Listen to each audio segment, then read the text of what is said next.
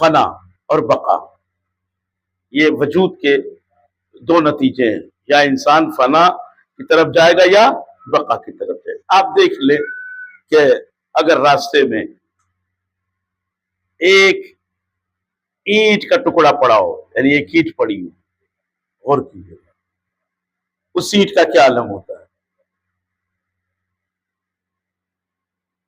ایک اینٹ، آپ کسی راستے سے گزر رہے ہو، ایک اینٹ وہاں پہ پڑی ہو، غور سے سنیے گا، انشاءاللہ بہترین نتیجہ آپ تک پہنچے گا۔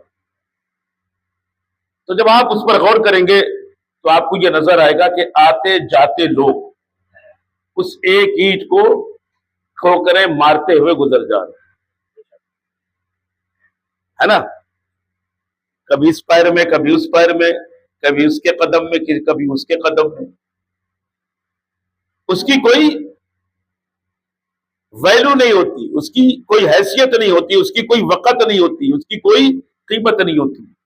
وہ اینٹ جو راستے میں کہیں پڑی ہو وہ ہمیشہ لوگوں کے ٹھوکروں میں ہے۔ اگر وہی اینٹ کسی مکان میں لگ جائے،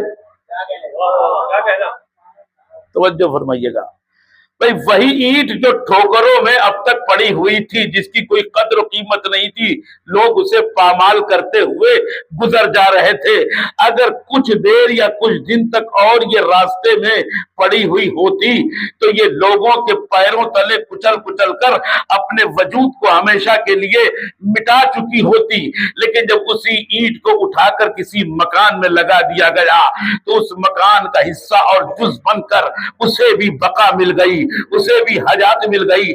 اب کہا یہ جائے گا کہ جب تک یہ مکان ہے تب تک وہ اینٹ بھی باقی ہے۔ توجہ فرمائیے گا، جب تک یہ مکان ہے جب تک وہ اینٹ بھی باقی ہے، لیکن اگر وہی اینٹ کسی مکان میں نہ لگتے ہوئے راستے میں پڑی ہوتی تو چند لمحوں میں یا چند دنوں میں اس کا وجود ختم ہو چکا ہوتا۔